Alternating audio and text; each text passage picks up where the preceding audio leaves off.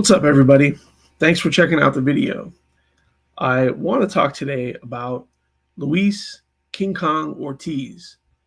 Specifically, how good is he? Okay, I see that a lot of people highly rate him. He's said to be the best name on Deontay Wilder's resume. Okay, so I wanted to do a brief analysis of Luis Ortiz's resume and talk a little bit about it.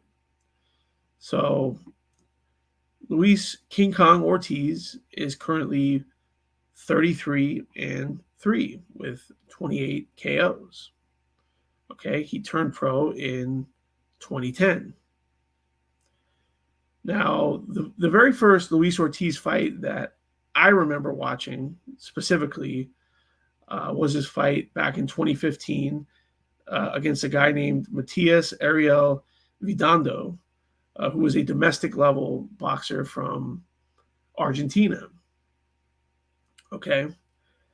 Now, prior to that, back in 2014, Luis Ortiz had knocked out Latif Coyote, which was later ruled a no contest because Ortiz tested positive for a banned substance. Okay. So after that, he fought a guy named Byron Polly, who was 27-18-1. Then the aforementioned fight against Matias Ariel Vidando, who again was a domestic level guy from Argentina. Then after that, he fought and defeated Bryant Jennings, who at the time was a top 10 heavyweight. So that's a pretty decent win, at least back in 2015 it was. Then he went on to fight Tony Thompson, not very good, Malik Scott, David Allen, Daniel Martz. Then his fight against Deontay Wilder, the first fight, which he lost.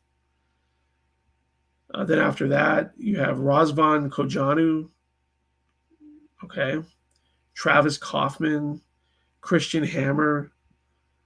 Then his rematch with Deontay Wilder, which he, again, lost. Alexander Flores, okay, Charles Martin.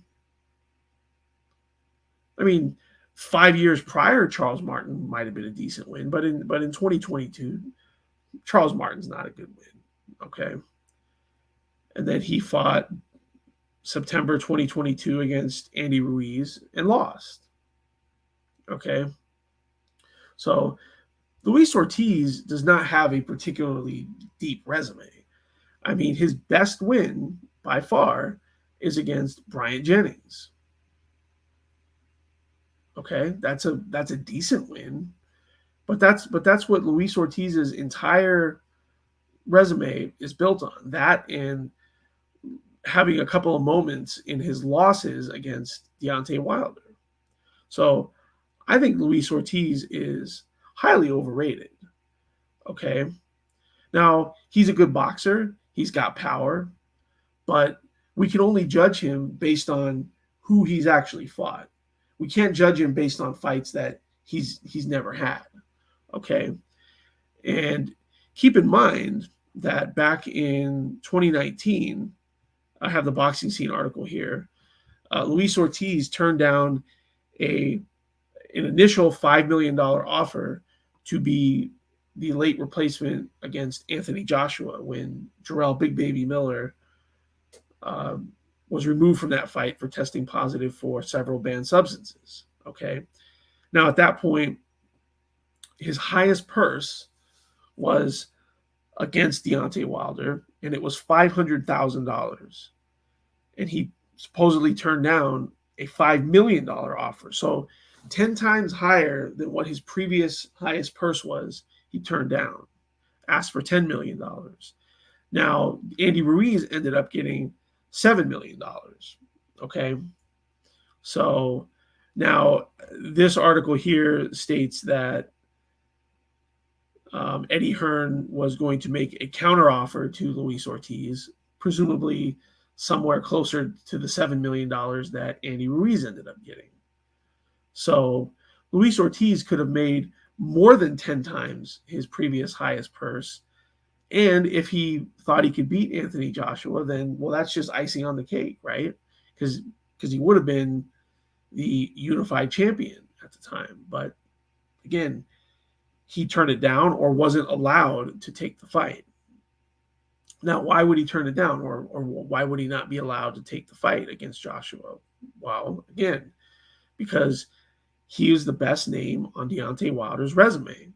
And if he fights Anthony Joshua and loses, keep in mind that the guy that Deontay Wilder is building his name on would have a loss against Anthony Joshua, who at the time was seen as Deontay Wilder's biggest rival.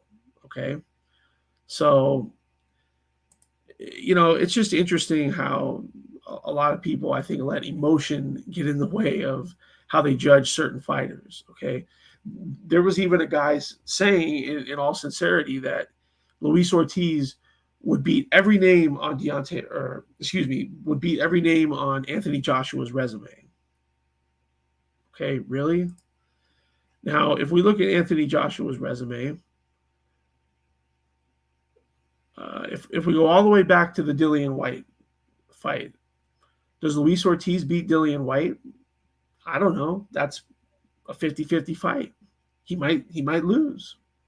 Okay, Charles Martin. Now, Luis Ortiz did beat a faded version of Charles Martin, but we'll give him Charles Martin. We'll give him the win over Charles Martin. Okay, Dominic Brazil.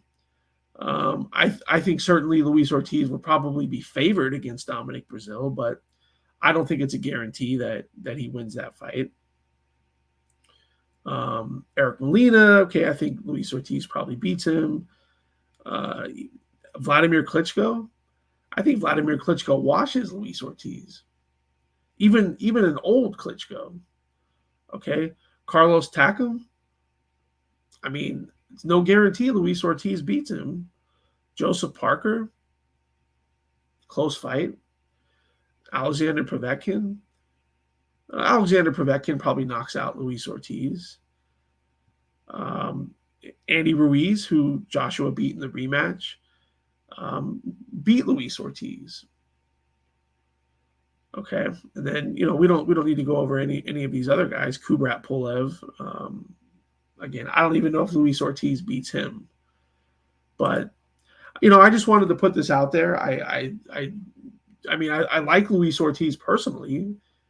He seems like a pretty decent guy. He's made quite a bit of money for his family. A guy coming out of Cuba with a daughter that has a disability. So shout out to him for doing what he's got to do to take care of his family. But I do think his resume is paper thin, and a lot of people highly overrate this guy.